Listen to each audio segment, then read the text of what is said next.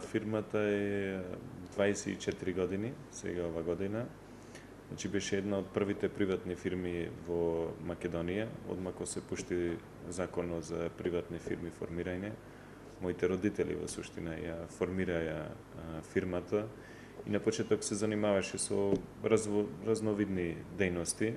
Значи не беше основа, да речеме, за градење машини, но постепено свати татко ми дека добро е да се држи до она што најдобро го знае, а тоа е механиката, машините, композитите, што и го учел, и го работел, и има големо искуство. А во суштина исто и се бара во светот такво знаење. И започна да инвестира поинтензивно во инженери, конструктори, да работат дел консалтинг услуги. Значи некој ќе му побара дај поправите ова машина, дај решете ми го овај одреден специфичен проблем. И така успеја од мали, да речеме, канцеларии, само што беа во Типските, да ги изграда ова место од нула. Значи овдека, како што гледате лево и десно, беше буквално исто, само чиста земја. И тука се изгради, веќе имаме колку големи, имаме 3 хали и уште една помала хала и плюс институтот што е од таа страна.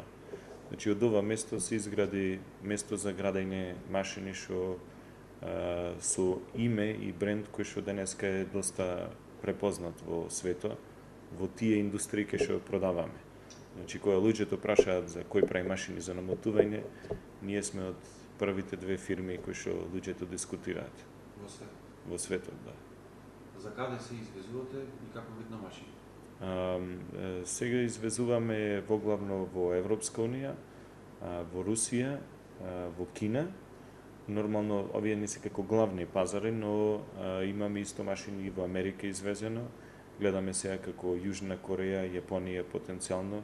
И имаме и во многу други машини низ цел свет продаено. На доста далечни, во Сингапур и така натаму. И воглавно нашите машини се за композитната индустрија. Значи, тие се да се произведат материјали што се типично подобри карактеристика од колку металите, воглавно појаки и полесни. И зато денес цела авионска индустрија е во процес на префрлување од алуминиумски да биде главниот труп на авионот, да биде композитен. Значи, тие технологии што се користат за најсовремените авиони денеска, се баш такви машини ние произведуваме во Микросон. Нормално се уште немаме стасано да бидеме добавувачи директни за тие главните фирми, но таму се и гледаме. Значи, тоа е цел процес. За сега продаваме сепак на доста и фирми што работа со таа индустрија, дали произведуваат резервари за вода, дали произведуваат одредени делови, дали, пример, перката ќе произведуваат за новите авиони и нашите машини се користат таму. Значи, ние гледаме иднината и во тој правец. Зборуваме како фирми како Airbus, например, или? Да, како Airbus и Boeing, да бидеме ние добавувачи нивни за машини. Значи, тоа е една од нашата цел, што мислиме дека се доближуваме со годините. Нормално тоа трае со години, оти мораш големо искуство да покажеш. Сите нивни моментални добавувачи се типично поддржани од владата, кај што инвестирале со години, купувале машини и на тој начин ја развивале фирмата.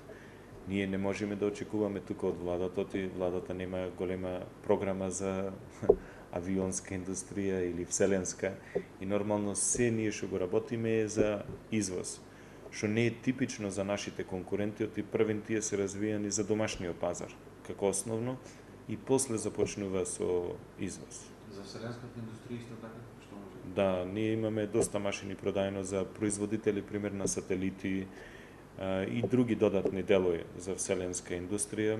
Оти таму тежината е уште покритична отколку да речеме во авионската индустрија. Мислиме дека важно е да ги издржиме, кој ќе има кризи, кој ќе биде добро нормално, да имаме и добар тим во фирмата, за кој ќе дојде онај момент да се одлучат тие, ние да бидеме спремни. Колку работени имате и дали се зголемува производството? Ова година имаме зголемување на производство, особено последниве месеци од различни места, особено од Европска унија, има зголемено побарување. Ние типично имаме континуиран раст последниве 4-5 години во инженерскиот сектор, оти тој дел кај што не е поврзан со моменталните продажби. Че не можеш денеска земиш инженер и тој да ти конструира машина. И ние гледаме дека очекуваме во следните 2-3 години да имаме порасти, нормално си вработуваме редовно за да бидат уходани, да бидат спремни по 2-3 години кој ќе дојда поголем број на договори. Моментално имаме прилика 120-130 мина целокупно со луѓе во институтот што работи и производство и типично составо е пола инженери, пола производство.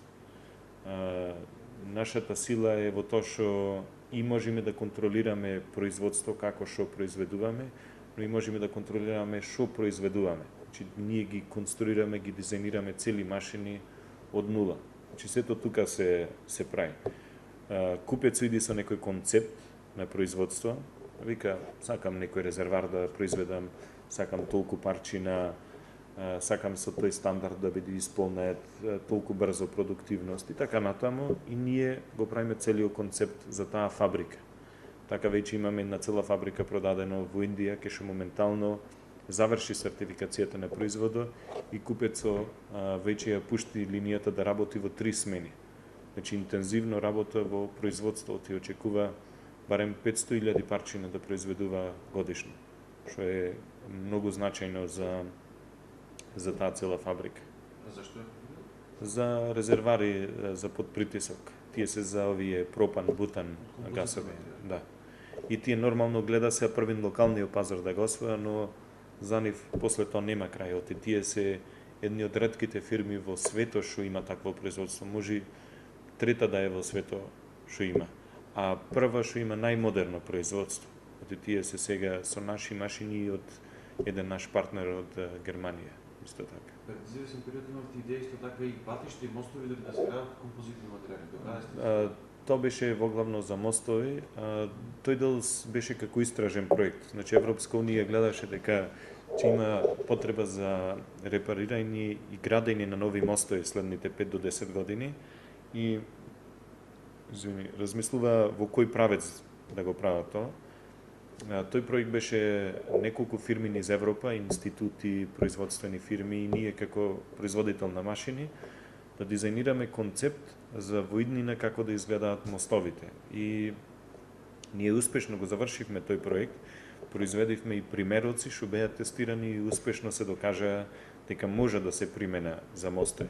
Значи може да се замени на место бетон да се прави од композити.